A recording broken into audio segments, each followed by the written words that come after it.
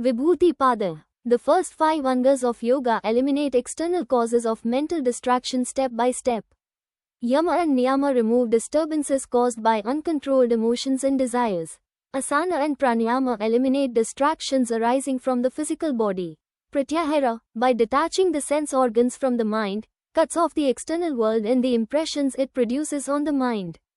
Thus, the mind becomes completely isolated from the external world, allowing the sadhaka to engage with it without outside interference. Only under these conditions does the successful practice of dharana, dhyan, and samadhi become possible.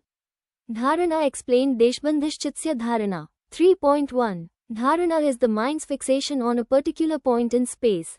Dharana consists of holding or fixing the mind on the navel circle, Nabhi Chakra, the lotus of the heart, Hridaya Pundarika, the effulgent center of the head, Murdni, the tip of the nose, Nasikajra, the tip of the tongue, Jihvagra, or other similar locations in the body, or on any external object, by means of mental modifications.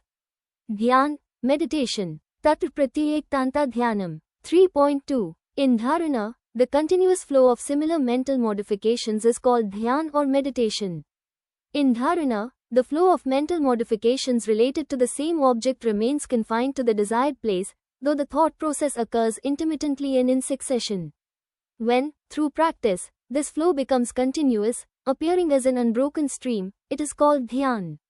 Samadhi, concentration. Tadivartmatra nirbhasam swarupshunyamiv samadhi. 3.3. When only the object of meditation shines forth in the mind, as though devoid of even the thought of the self, who is meditating, that state is called samadhi or concentration.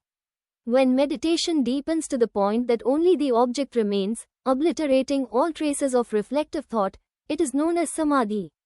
Samyama, the threefold discipline Trimaikatra Sayama. 3.4. The three together, practiced on the same object, is called samyama. The three, dharana, fixation, dhyan, meditation, and samadhi, concentration, combined is known as samyama. Attaining knowledge through samyama tajyat pragyaloka. 3.5. By mastering that, samyama, the light of knowledge dawns. Tasya sayamasya jayat samadhi pragyaya bhavatyaloka.